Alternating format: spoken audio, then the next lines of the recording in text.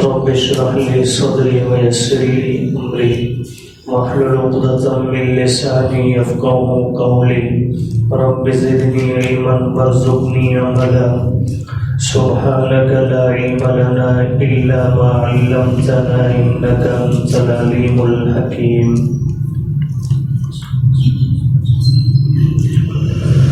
قل اے حبیب صلی اللہ علیہ وسلم آپ فرما دیجئے اتعلمون اللہ بدینکم، کیا تم دکھانا چاہتے ہو اللہ کو اپنا دین؟ واللہ یعلم، حالانکہ اللہ تعالی جانتے ہیں ما فی السماوات، جو کچھ آسمانوں میں ہے، وما فی الارض، اور جو کچھ زمین میں ہے، واللہ، اور اللہ تعالی بکل شیء علیم، ہر چیز کے بارے میں جاننے والے ہیں. یمنون علیک، یہ لوگ احسان جتلاتے ہیں آپ پر، ان اسلموا، اس بات کا کہ انہوں نے اسلام قبول کر لیا.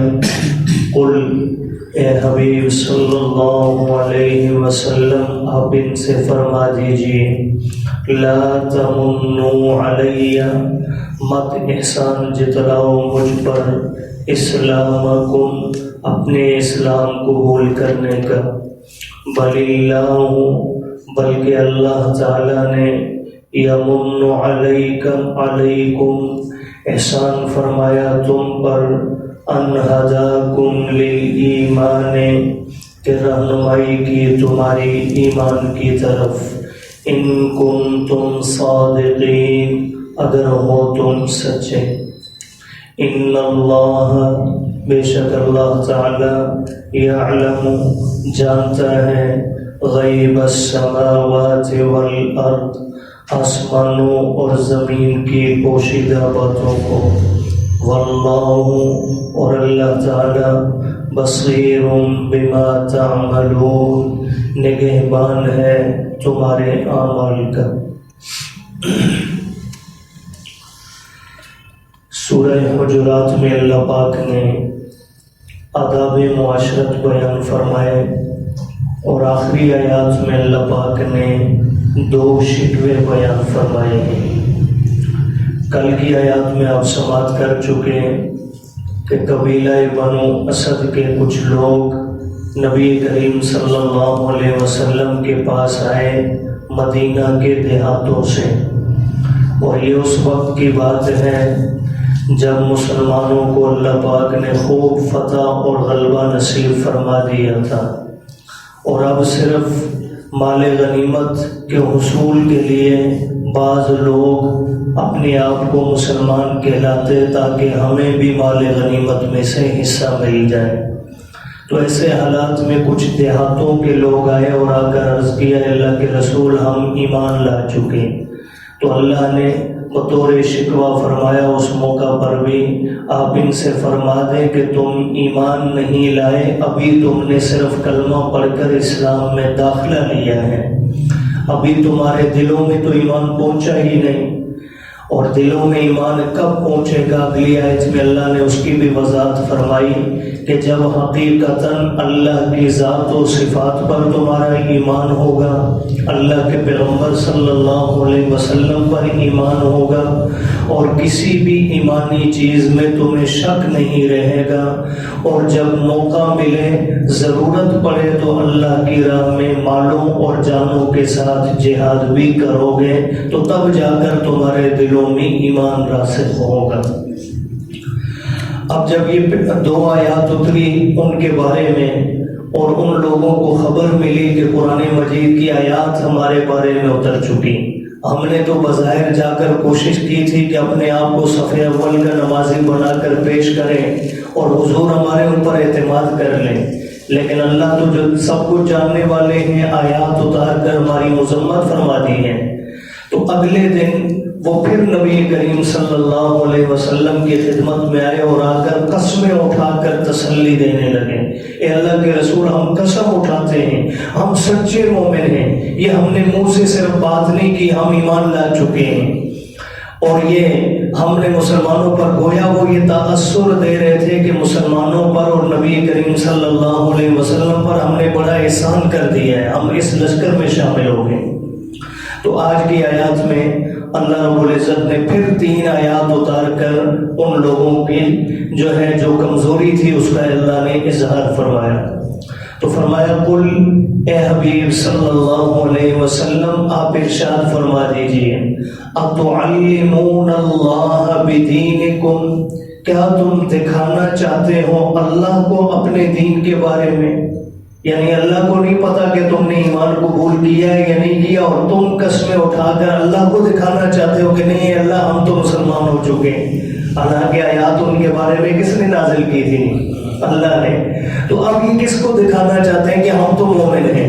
وہ ذات جو سب کچھ جاننے والی ہے، اس سے تو کچھ بھی پوشیدہ نہیں۔ تو فرمایا کیا تم دکھانا چاہتے ہو اللہ کو اپنے دین کے بارے میں، حالانکہ اس ذات کو تم نے پہچانا نہیں۔ واللہ یعلم ما فی السماوات، اللہ تو جانتے ہیں جو کچھ آسمانوں میں ہے، وما فی الارض، اور جو کچھ زمین میں ہے، اس سے تو کچھ بھی پوشیدہ نہیں۔ واللہ بکل شیء علیم، اور اللہ ہر چیز کے بارے میں خوب جاننے والا ہے۔ ان کا ارادہ کیا تھا، ان کے کلمات کیا تھے، ساری چیزوں کے بارے میں اللہ خوب واقف ہیں، اس لیے اللہ کو دکھانے کی ضرورت نہیں۔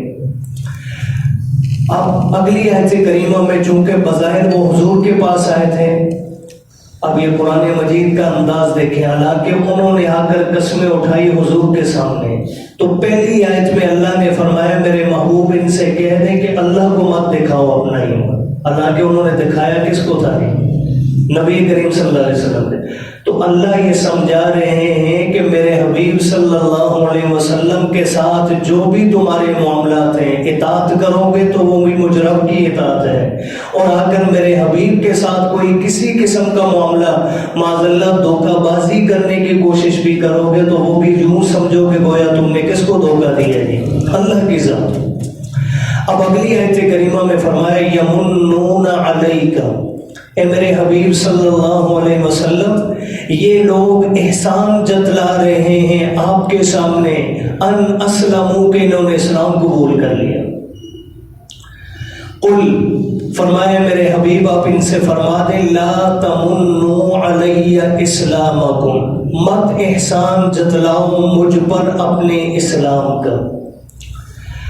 یہاں ایک بات نوٹ فرما لیں کہ احسان جتلانا یہ گناہ کبیرہ ہے، اور یہ اتنا برا عمل ہے کہ آپ کی اخلاص سے کی ہوئی نیکی کو بھی احسان جتلانے کی وجہ سے برباد کر دیتا ہے۔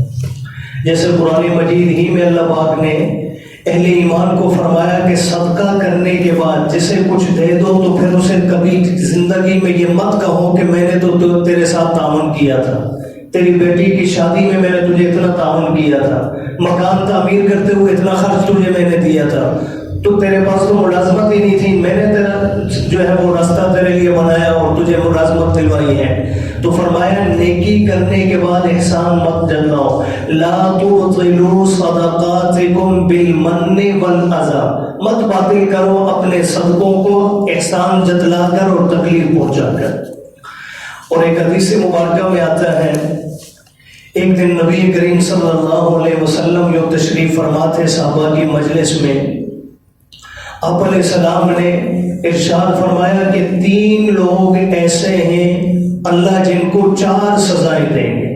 4 سزاؤں کا ذکر فرمایا 3 لوگ ایسے ہیں جنہیں اللہ نمبر 1 روز محشر اللہ ان کی طرف نظر رحمت نہیں فرمائیں گے، نمبر 2 اللہ ان سے کلام نہیں فرمائیں گے، اہل ایمان کو اللہ ہم کلامی کا شرف بھی عطا فرمائیں گے۔ دنیا میں تو یہ شرف جناب کلیم اللہ کو ملا، یہ نبی کریم صلی اللہ علیہ وسلم کو ملا، اور بعض روایات میں آتا ہے سیدنا آدم علیہ السلام کو بھی ہم کلامی کا شرف ملا۔ اس کے سوا کسی سے براہ راست میرے رب نے کلام نہیں فرمایا۔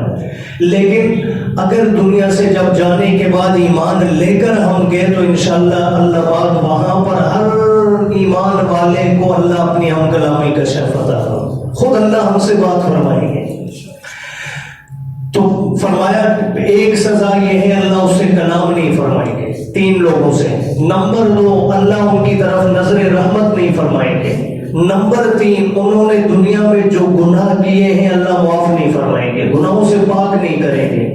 اور نمبر 4 کہ فرمایا اللہ ان کو جو ہے جہنم میں داخل فرمائیں گے۔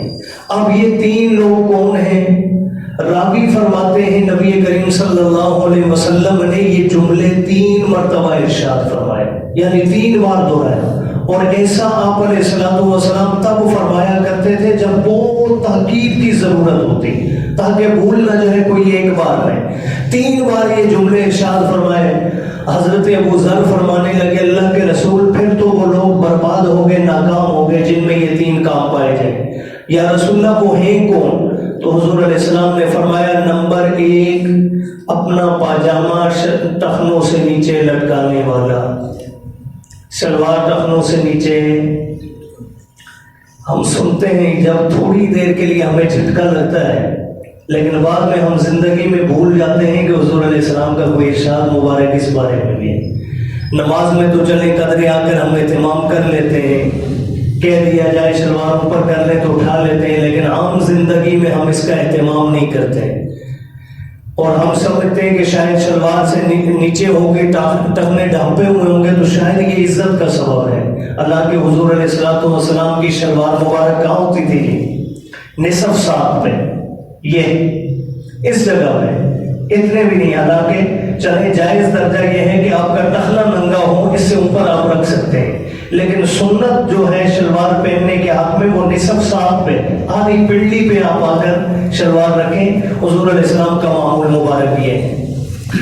تو بہرحال اس کے بارے میں تو ایک حدیث میں فرمایا کہ ٹخنوں کا جو حصہ پاجامے کے نیچے ڈھانپا ہوا ہوگا روز قیامت کو جو ہے جہنم کی آگ میں جلے گا۔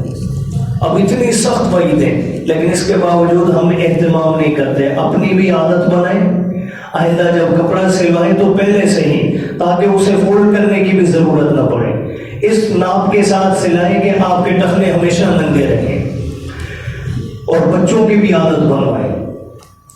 نمبر 2 فرمایا، نمبر 1 فرمایا پاجامہ اپنا جو ہے ٹخنوں سے نیچے لٹکانے والا۔ نمبر 2 نیکی کر کے احسان جتلانے والا، جتنی بڑی نیکی کرے اللہ اس کی نیکی کو ضائع فرما دیتے ہیں، اور اسے اللہ یہ 4 سزائیں دیں گے۔ اور نمبر 3 تیسرا اس وقت شاید ذہن سے نکل گیا۔ تو بہرحال ان 3 افراد کے اندر ایک جو ہے وہ احسان جتلانے والا بھی ہے۔ تو اس لیے اپنے آپ کو، یہ بہت بڑی برائی ہے، اس سے اپنے آپ کو بچانا چاہیے۔ کبھی بھی نیکی کرنے کے بعد احسان مت جتلائیں، ایسا کوئی جملہ زبان سے مت ادا کریں جس سے وہ نیکی برباد ہو جائے۔ تو فرمایا قل، اے حبیب صلی اللہ علیہ وسلم آپ فرما دیجئے، لا تمنوا، مت احسان جتلاؤ، علیہ مجھ پر، اسلامکم، اپنے اسلام قبول کرنے کا، بل اللہ یمن علیکم، بلکہ اللہ نے تم پر احسان کیا ہے کہ ان ہداکم للایمان، کہ تمہیں ایمان قبول کرنے کی ہدایت دی ہے، توفیق عطا فرمائی ہے۔ ان کنتم صادقین، وہ بھی تب کہ اگر تم سچے مومن ہو۔ اب اگلی آیت کریمہ میں پھر فرمایا ان اللہ یعلم غیب السماوات والارض، اللہ سے چھپانے کی کوشش مت کرو، اللہ تو جانتے ہیں آسمانوں اور زمین میں چھپی ہوئی ہر چیز کو، واللہ بصیر بما تعملون، اور وہ اللہ تمہارے اعمال کے بھی نگہبان ہے۔ اللہ پاک حقیقت میں اپنی ذات اور اپنے حبیب صلی اللہ علیہ وسلم پر ایمان کاملہ ہمیں نصیب فرمائے۔